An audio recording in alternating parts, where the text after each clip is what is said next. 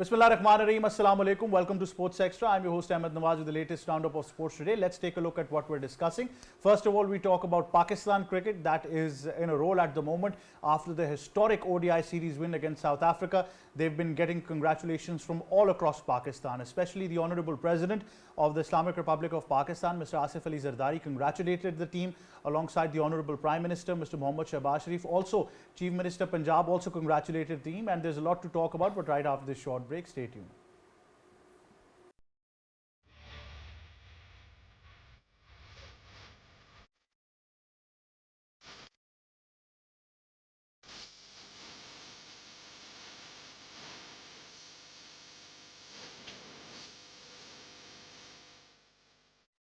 Let me just introduce the panel. First of all, joining us in studios is cricket expert and analyst Sabir Hussain. Assalamu alaikum, Sabir. How are you?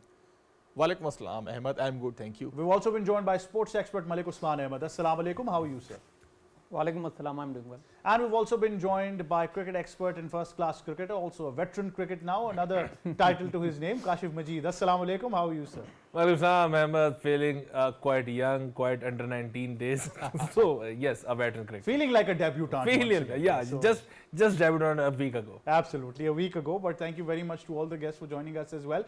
Like I said, there's loads to discuss, and Pakistan cricket is on a roll at the moment. They've gotten congratulations from all across. Sabir, it's a great moment to celebrate, and with top ranks of the government also congratulating them. I think it is really a moment where this is a historic win for Pakistan against South Africa. Of course, Ahmed, the congratulations to all Pakistan, cricketing fans all around the world as well. It's a great news.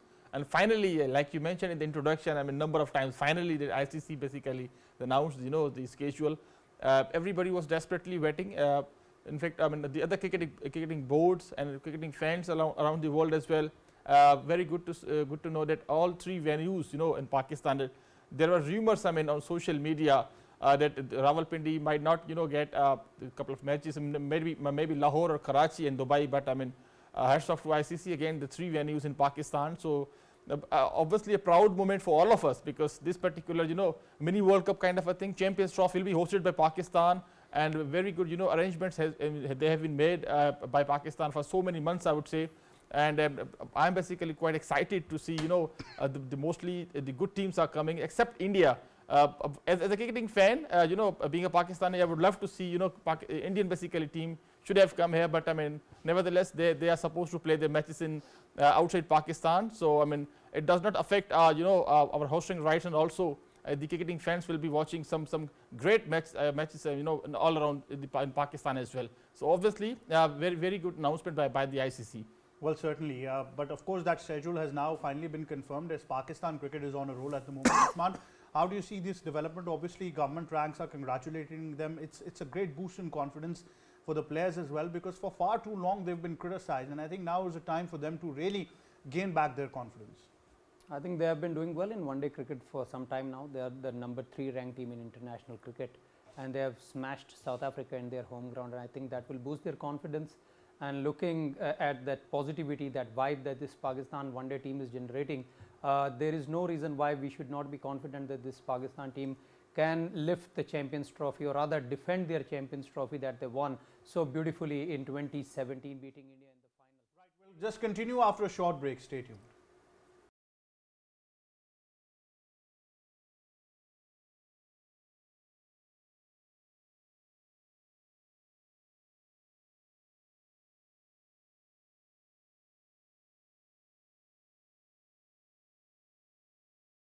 Now, of course, we're discussing Pakistan's campaign that has been very successful. Now, next up, Pakistan is going to face the West Indies in an all-important 2-test match series that begins in mid-January, and that too happening in Multan. West Indies have announced their squad. So, of course, looking at their squad as well, they look like a very good test side. It's going to be a good competition, but Pakistan does have the advantage. So, we've got Craig Brathwaite as the captain, Joshua De Silva as the vice captain in there as well, and then like I said, it's a pretty decent Kemar Roach in there who's carrying the most experience, so it's going to be very very interesting. Kashif, how do you see this series between Pakistan and the West Indies? Okay, Pakistan versus West Indies in Pakistan with dry tracks. I see West Indies struggling against our spinners, but having said all those things, you cannot rule out West Indies because recently they have won the series, they have won the test match in Australia from nowhere, They've been performing good, but whenever you talk about West Indies going upward, they'll come up with another shock performance. That was against the Bangladesh in the recent T20s, which is their favorite format in the world of cricket. So let's hope that it can be a competitive series, and let's hope Pakistan carry on with the mantra of those dry tracks and the spin friendly wickets, because we wanted now Pakistan to win the test matches also, because we've been doing good in one day cricket. Thank you very much to Rizwan and all those guys who've been performing exceptionally well. T20, we were always there. Whenever we talk about the T20 World Cup history, we are just always there. Yes, we have won just one time, but playing the finals or the semi-finals, we were one of the strong contenders in the T20. But Test is there was a time then when we talk about losing a number of Test matches in Pakistan at home ground, and we are now on the back of winning in the winning matters. And most probably for me, West Indies, it will be a 65-35 in favor of Pakistan, and I see a lot of work done by Noman and Sajid in that series. Do you believe Pakistan is going to stick to that strategy now for all home tests that we are yet to see in the reign of Aqib Javed? It's going to be a typical turner for Pakistan over the years. Look, Ahmed, it's again horses for courses thing. Yes, going around the globe and looking at the teams which can threat Pakistan's spin net. Most probably one of them is India, which can play spin well historically. Although I didn't agree with this breed of the cricketers in India. They've lost 3-0 to New Zealand in their home ground, in their own backyard. So second most probably the team which can play spin and have quality spinner is Bangladesh. Other than that, you can just go around and look throughout in the cricketing world. Talk about Australia, Nathan Lyon, and I'm not sure who the second spinner can be. Talk about England, most probably we just won against them. New Zealand, Mitchell Santner, and most probably East Sodhi, Dougie Bracewell, or anyone. Against India or Bangladesh, we can change the strategy of that wicket. We can come up with a different plan. But other than India, Bangladesh, I guess this strategy of going with the spin net, spin web, that suits Pakistan, and West Indies is no exception. Usman, once we analyze Pakistan's team at the moment, the next big assignment is South Africa, coming up on Thursday onwards as a test series. There have been certain things that are to talk about. Mohammad Abbas is making a comeback in the side, which sets a very straightforward statement. They are putting Shaheen Shah Afridi on a workload management schedule that he may be excluded from test, but keeps on playing white ball cricket in and around the world, just to stay in that touch as well. Kamran Ghulam comes from domestic performances. Tayyib Tahir comes from domestic performances. Saim has been given a new role as an opener. So do we see that, because things are looking good on the one-day side, but gradually we'll see this test side become more potent as well, with all of these names now surrounding test cricket? After 2023 World Cup, there was a time that Pakistan just lost confidence and they were not good in any of the formats. Suddenly something we thought that had stung them, and they just did not know how to win games. But now the environment is pretty different. If you look at the series against England, in the test series in Pakistan, and suddenly Pakistan's resurgence, and then sweeping away England the last two test matches of winning it, and then going to Australia in a very buoyant atmosphere, beating Australia in the one-day series, now beating South Africa in South Africa. Things have started to change. It's not just all about playing cricket, but it is also in the mind. It's in the mind as well. You need to have that confidence, that psyche, that atmosphere of winning, that winning atmosphere. That helps a lot. And Pakistan, for that matter, they have the arsenal of playing against the bigger sides, against the international sides. They had it all along, but suddenly they lost that charisma and they were just not winning. They even lost to Ireland, then they lost to USA, they lost to India, they lost to Zimbabwe. So there have been punctuation of this disappointments in between as well. But all in all, they have got that habit of winning now. They have got that combination. So I think Pakistan would be in a far better mindset when taking on South Africa in this Boxing Day test match. But mind you, South Africa, one of the favorites to win the World Test Championship, and they are probably the most favored side to enter the final before India or Australia. So it's not an easy nemesis. It's going to be a very, very strong opponent, and Pakistan overseas have done slightly better than what they have done at home. They just did not know how to win at home. They have decoded that. But overseas against Australia, they had a reasonable test series against Australia, although they were whitewashed. but there was that element of good captaincy and that aggressive captaincy that some people talk about. Still we lost 3-0, but against South Africa, with the confidence and the form our key players have been showing, and the return of some of the experienced players as well, and with this aggressive mindset which Shan Masood wants to instill in this team, I think it's going to be a fabulous series. But it is very unfortunate that Pakistan has nothing to play for, because mathematically they are virtually out of the World Test Championship. No wonder if Pakistan was in the mix, this series may have had that added spice. But now it's all to play for only South Africa, and Pakistan are only playing for their pride. Well, certainly. But Sabir, obviously, I think there's a lot to be said now.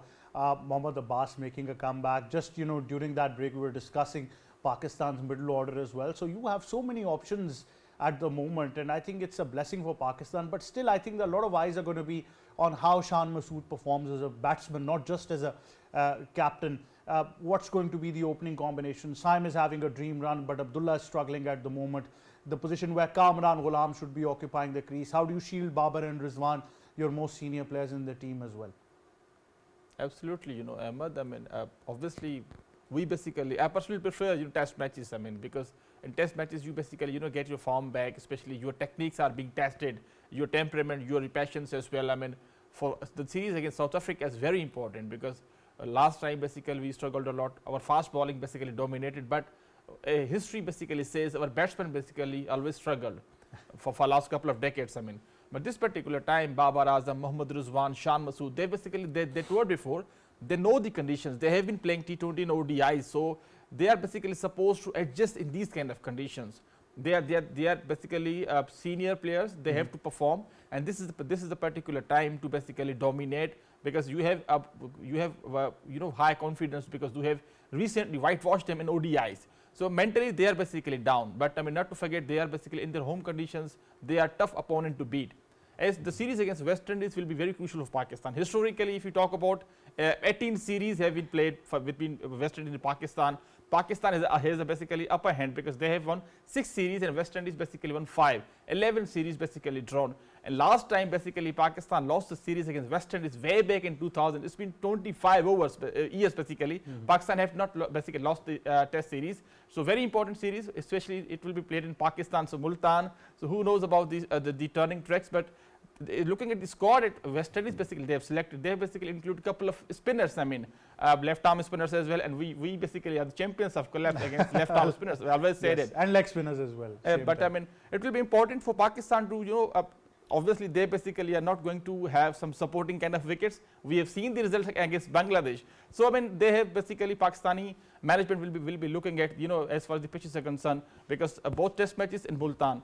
But I mean, Ahmed, as far as the middle order is concerned, yes, there are basically a couple of performance which basically need to be corrected as far as, you know, Abdullah Shafiq is concerned. You know, Shan Masood himself, you rightly mentioned, captaincy is obviously he has been doing fine. I mean, against England recently, he basically won the series 2-1, but he has to perform, he has to deliver with his bat. He is a senior player, he has been performing exceptionally well in county cricket. But being a leader, you have to basically perform, and you have to lead from the front, because in the middle order you have you know, a solid Saud Shakil, Kamran Ghulam is a new kid, but Babar Azam, you know, Mohammad Rizwan, they have been performing really well. But being a captain at the top order, so you basically cannot expect any more things from Saim Ayub, because he's a youngster. He is basically learning. So Abdullah Shafiq, I'm basically quite disappointed as far as, you know, because technically he's sound. I don't know what kind of a psychological block I would say, because he doesn't know about his off stump. So similar kind of dismissals. So this shows basically mentally he's struggling. He needs some kind of rest. If this particular series against South Africa, he does not, you know, do anything better. So you have some other options. You know, Imam is doing well. You can basically during the break we were basically discussing Kamran Ghulam, you know, might come at top of the order along with Saim or Shan Masood. So as far as the bowling is concerned, rightly rested Shaheen Shafridi. A strategic decision by Aqib Javed technically, because we basically we would like to utilize him in the Champions Trophy. Mohammad Abbas inclusion is very good. try to utilize his remaining 5 to 6 years, because he has been a tremendous a line length bowler. He basically gives you a very good wickets in the middle overs as well. But I mean, we have seen his performances on the dead pitches in UAE way back in Sarfaraz captaincy. So basically, why you have kept him kept out of test matches. So very good inclusion by of Mohammad Abbas, I would say. Absolutely. I think a lot of things would be analysed in this series as well, but obviously Pakistan's share of test cricket is already very embarrassing. For time and time again, we've argued the fact that that needs to increase as well. But Kashif, finally, what would you like to add about Shan Masood? Obviously, he comes at a very important position, skipper himself as well. So a lot of eyes on his performance that will really matter and be the bridge between that middle order, exposing them and then the openers as well. I guess when we were last time in South Africa, when we played a series in South Africa, Shan Masood was the standard performer. I still remember those pull shots of Dale Steyn and the way he batted against them. He couldn't score the centuries or the double centuries, but those impactful innings of 60s, 70s, 80s, those, because at that series was a very low scoring affair from the both sides, and Shan Masood was one standard performer for Pakistan along with Babar Azam, and let's hope that Shan can just photocopy and paste those innings and copy paste those innings again. Important thing for Shan Masood's perspective is to have the confidence of the team and a self-belief in himself that he can score no matter what. Those we know from the fact that they have announced the team 2 days before the start of the match. That shows it will be a green top waiting for Pakistani batters out there. It will not be a batters friendly series, but more of a series that will be dominated by the bowlers. So a 50 runs or 70 runs can be a vital innings in the context of the series, and those 50 and 70, Shan knows how to come up with. Yes, there is always a curious case of Shan Masood scoring one big innings and then going and doing nothing in the series, but that can be changed by scoring a vital 50-60 runs, and Shan Masood can do that. Well, certainly. Well, Kashif, thank you very much for joining us. Sabir, thank you to you as well, and thank you very much Malik Usman for joining us. That wraps up Sports Extra from me and the entire team. It's goodbye for now.